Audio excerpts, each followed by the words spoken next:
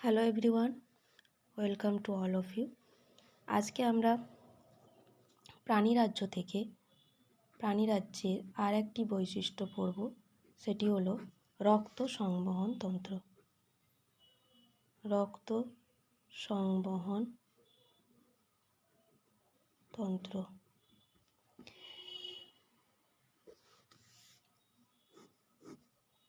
সংবহন তন্ত্র দুই প্রকারের হয়ে থাকে।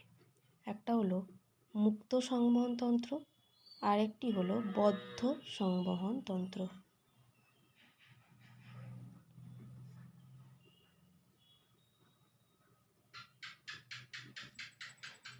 মুক্ত সংবহন তন্ত্র অর্থ হলো কি? মুক্ত সংবহন তন্ত্র কথাটির অর্থ হলো এখানে কোনো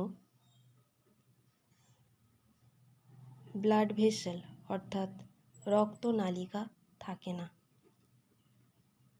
রক্তনালিকা থাকে না অর্থাৎ শিরা, ধমনী, রক্তজালক এগুলো থাকে না। রক্ত দেহগহ্বরে জমা হয়।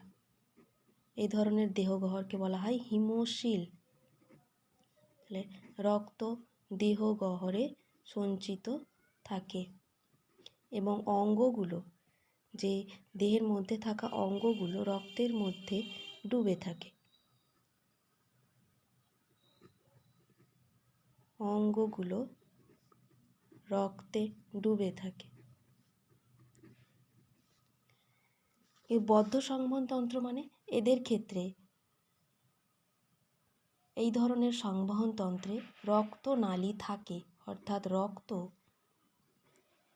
শিরা ধমনের মাধ্যমে প্রবাহিত হয় এবং রক্ত এবং অঙ্গের মধ্যে ডাইরেক্ট কোনো কন্ট্যাক্ট থাকে না। ধরো এটা কোনো রক্তনালী, শিরা বা ধমনী, এর মধ্য দিয়ে রক্ত প্রবাহিত হতে থাকে এবং এর আশেপাশে থাকা যে কোষ বা কলাগুলো, এর মধ্যে কি হয় না, ব্যাপন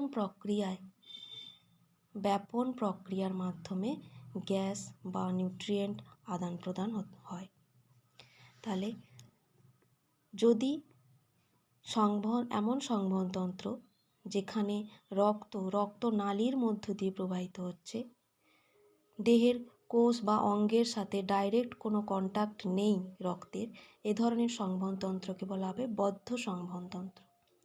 আর মুক্ত সংবহন তন্ত্র না, যদি কোনো রক্তনালীর মধ্যে প্রবাহিত হয় না, দেহের মধ্যে কোনো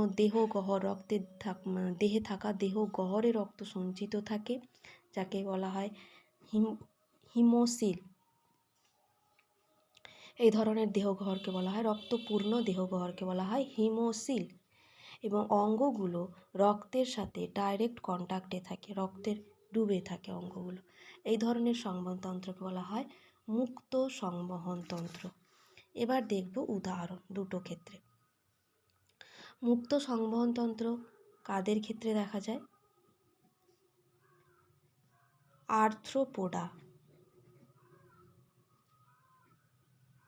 আর্থ্রোপোডা পর্বভুক্ত প্রাণীদের ক্ষেত্রে মুক্ত সংবহন তন্ত্র, কিন্তু অ্যানিলিডার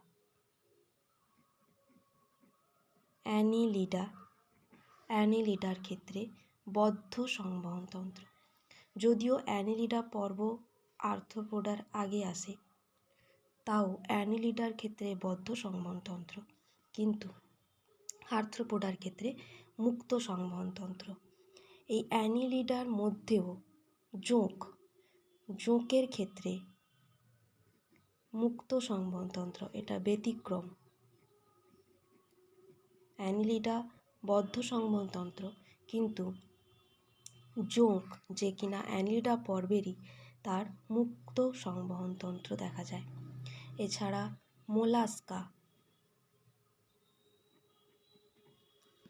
মোলাস্কার ক্ষেত্রে মুক্ত সংবহন তন্ত্র, তবে মোলাস্কা পর্বভুক্ত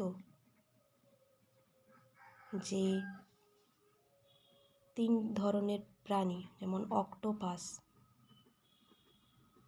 ললিগো, সেপিয়া, এদের ক্ষেত্রে বদ্ধ সংবহন তন্ত্র দেখা যায়। এছাড়া মোলাস্কা, একাইনোডার্মাটা এবং করডাটা। তাহলে মুক্ত সংবহনতন্ত্র এবং বদ্ধ সংবহনতন্ত্র কাদের ক্ষেত্রে দেখা যায়?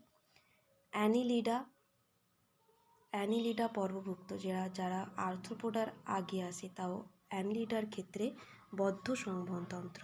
তবে অ্যানিলিডার মধ্যে আবার জোঁকের মুক্ত সংবহনতন্ত্র, এটা ব্যতিক্রম, মনে রাখতে হবে। আর্থ্রোপোডার মুক্ত সংবহনতন্ত্র, মোলাস্কা মুক্ত সংবহনতন্ত্র, তবে মোলাস্কার ক্ষেত্রেও ব্যতিক্রম আছে, যেমন অক্টোপাস, ললিগো আর সেপিয়া, এদের ক্ষেত্রে বদ্ধ সংবহনতন্ত্র। একাইনোডার্মাটা, যদিও একাইনোডার্মাটার ক্ষেত্রে প্রকৃত রক্ত সংবহনতন্ত্র থাকে না।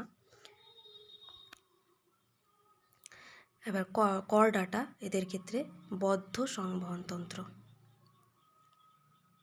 লক্ষ্য করা যায়। এবার প্রাণীরাজ্যের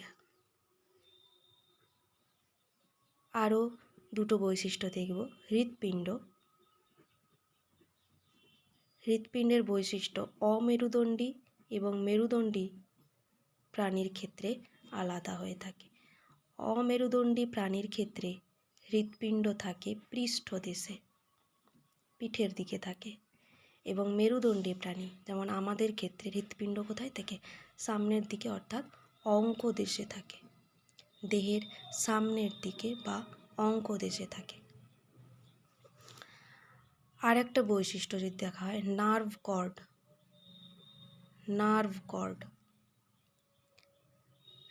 কর্ড অমেরুদণ্ডী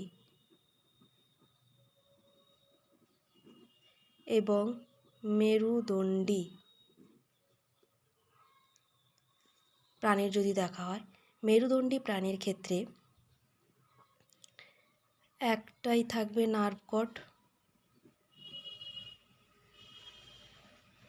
ফাঁপা হবে এবং পৃষ্ঠদেশে থাকে।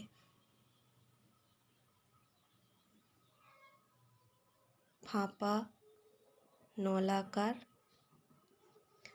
থাকে কোথায়? পৃষ্ঠদেশে, মানে পিঠের দিকে থাকে। তাহলে মেরুদণ্ডী প্রাণীর ক্ষেত্রে পৃষ্ঠদেশে থাকবে একটা ফাঁপা নলাকার, ভেতর থেকে যে নার্ভ কর্ডটা ফাঁপা হয়ে থাকে। কিন্তু অমেরুদণ্ডী প্রাণীর ক্ষেত্রে উল্টো থাকে, কি? অঙ্কদেশে থাকে, সামনের দিকে, মানে দেহের সামনের দিকে থাকবে, দুটো আর কি নিরেট। এটা ফাঁপা ছিল, মেরুদণ্ডী প্রাণীর ক্ষেত্রে নার্ভ কর্ড কেমন হয়? ফাঁপা হয়। তবে অমেরুদণ্ডীর ক্ষেত্রে নিরেট স্নায়ুরজ্জু বা নার্ভ কর্ড। স্নায়ুরজ্জু বা নার্ভ কর্ড। তাহলে কি দেখলাম না, হৃৎপিণ্ড, অমেরুদণ্ডী প্রাণীর হৃৎপিণ্ড দেহের পৃষ্ঠদেশে থাকে, পিঠের দিকে থাকে। তবে মেরুদণ্ডী প্রাণীর হৃৎপিণ্ড দেহের সামনের দিকে থাকে, অঙ্গদেশে থাকে। নার্ভ কর্ড বা কি? স্নায়ুরজ্জু। নার্ভ কর্ড কি বলা হয়? স্নায়ুরজ্জু। অমেরুদণ্ডী প্রাণীর ক্ষেত্রে অঙ্কদেশে থাকে, সংখ্যায় দুটো থাকে আর নিরেট হয়। তাহলে অঙ্কদেশে দুটো নিরেট স্নায়ুরজ্জু থাকে অমেরুদণ্ডীর ক্ষেত্রে, আর মেরুদণ্ডী প্রাণীর ক্ষেত্রে পৃষ্ঠদেশে থাকবে, সংখ্যায় একটা হবে এবং ফাঁপা থাকবে। তাহলে পৃষ্ঠদেশে একটি ফাঁপা নলাকার স্নায়ুরজ্জু থাকে।